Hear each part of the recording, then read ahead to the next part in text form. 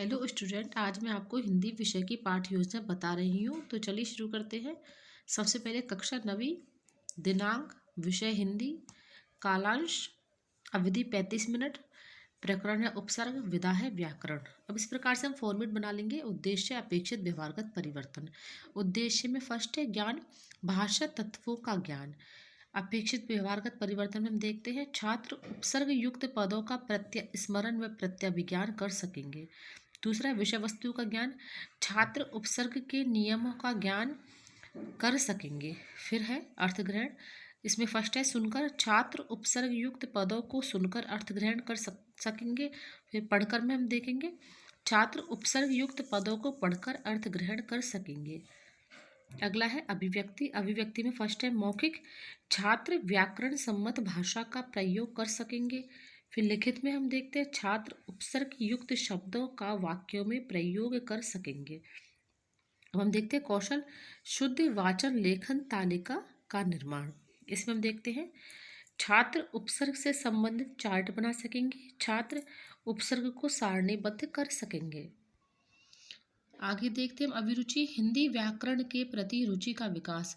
छात्र उपसर्ग युक्त पदों का प्रयोग करने में रुचि दिखाएंगे, छात्र उपसर्ग से संबंधित पुस्तकों का चयन और अध्ययन कर सकेंगे। अभिवृत्ति में हम देखते हैं सद्वृत्तियों का विकास, छात्र अपनी भाषा में उपसर्ग का प्रयोग कर विकास कर सकेंगे, छात्र उपसर्ग के नए उदाहरण प्रस्तुत कर सकेंगे।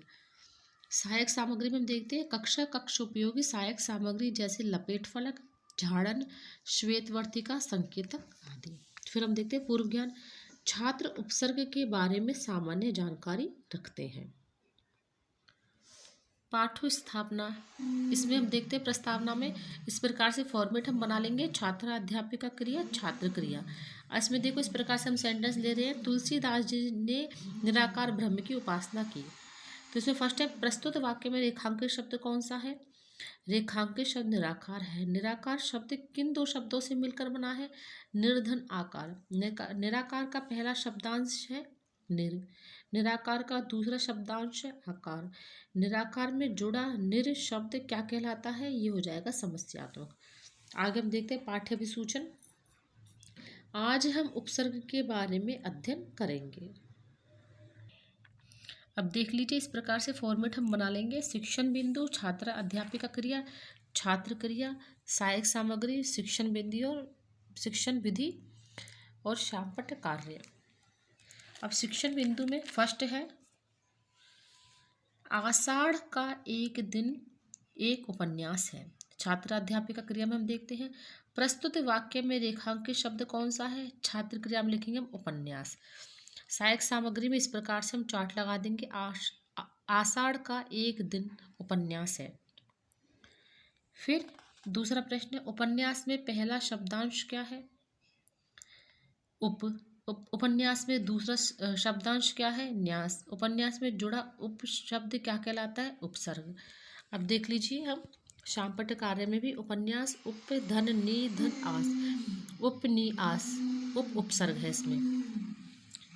अब दूसरा शिक्षण बिंदु हमारा राम शाम की प्रतीक्षा में बैठा है। प्रस्तुत वाक्य में रेखांकित शब्द कौन सा है? प्रतीक्षा। प्रतीक्षा शब्द किन दो शब्दों से मिलकर बना है? प्रति धन ईक्षा। प्रतीक्षा में पहला शब्दांश क्या है? प्रति। प्रतीक्षा में दूसरा शब्दांश क्या है? ईक्षा। प्रतीक्षा में जुड़ा प्रति शब्द क्या कहलाता है? उपसर्ग।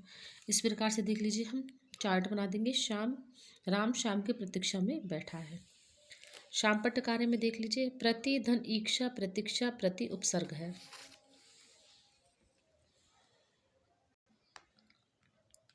आगे देख लीजिए इसी प्रकार से हम फॉर्मेट बना लेंगे शिक्षण बिंदु, छात्र अध्यापिका क्रिया छात्र क्रिया, सहायक सामग्री, शिक्षण प्रविधि और शामपट्ट कार्य। तीसरा शिक्षण बिंदु हमारा आज का युग विज्ञान का युग है। प्रस्तुत वाक्य में रेखांकित शब्द कौन सा है? विज्ञान। विज्ञान शब्द किन दो शब्दों से मिलकर बना है? वि धन ज्ञान। विज्ञान में पहला शब्दांश क्या है? वि। विज्ञान में दूसरा शब्दांश क्या है? ज्ञान। विज्ञान में जुड़ा वि शब्द क्या कहलाता है? उपसर्ग। अब देख लीजिए इस प्रकार से हम चार्ट लगा देंगे आज का युग विज्ञान का युग है। फिर शामपट्ट कार्य में देख लीजिए विज्ञान वि धन ज्ञान। अगला है हमारा, रणथंभौर एक पर्यटन स्थल है। प्रस्तुत वाक्य में रेखांकित शब्द कौन सा है? पर्यटन। पर्यटन शब्द किन दो शब्दों से मिलकर बना है? परिधन अटन। पर्यटन में पहला शब्दांश है परि, पर्यटन में दूसरा शब्दांश है अटन। पर्यटन में जुड़ा परि शब्द क्या कहलाता है? उपसर्ग। इस प्रकार से हम चार्ट बना देंगे, मिनीचर लगा देंगे। एक रणथंभौर एक पर्यटन स्थल है। अब देखते हैं हम छात्र अध्यापिका कथन। जो शब्दांश शब्द के आगे जुड़कर उसके अर्थ में परिवर्तन कर देता है उसे उपसर्ग कहते हैं। जैसे ए धन चार अचार, ए उपसर्ग। अब देख लीजिए, हम शाम पट कार्य में इस प्रकार से हम लिखेंगे। शब्द, शब्द विग्रह, पहला पद, दूसरा पद और उपसर्ग। पहला शब्द है हमारा उपन्यास, उप धन नी धन आस। पहला पद है उप, फिर नी और दूसरा पद है न्यास, इसमें उपसर्ग है उप। दूसरा है प्रतीक्षा, प्रतिधन ईक्षा। पहला पद प्रति, दूसरा पद है ईक्षा, उपसर्ग प्रति। तीसरा है विज्ञान, वी धन ज्ञान। पहला पद वी, दूसरा पद ज्ञान, उपसर्ग वी। पर्यटन शब्द विग्रह परिधन अटन। पहला पद परि, दूसरा पद अटन, उपसर्ग परि।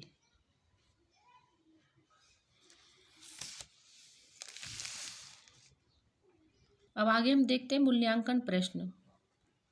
इसमें निर्देश, निम्न प्रश्नों के उत्तर कोष्ठक में लिखिए। मूल शब्द के प्रारंभ में लगने वाले शब्द को क्या कहते हैं? समास, उपसर्ग, प्रत्यय, संधि। दूसरा प्रश्न है, पर्यटन में कौन सा उपसर्ग है? परि, प्र, पर, पर्य। अब आगे देखिए निर्देश, निम्न प्रश्नों में रिक्त स्थानों की पूर्ति कीजिए। आज का युग है विज्ञान प्रगति। दूसरा है उपन्यास में प्रथम है उप, नी, न्याय। फिर देखिए निर्देश, निम्न प्रश्नों के उत्तर एक पंक्ति में दीजिए। संन्यास में सम शब्द जुड़ने से कौन सा शब्द बनता है? अब आगे देख लीजिए गृह कार्य। उपसर्ग किसे कहते हैं? एक उदाहरण बताइए। शब्द सीमा हो जाएगी इसकी 60 से 70 शब्द।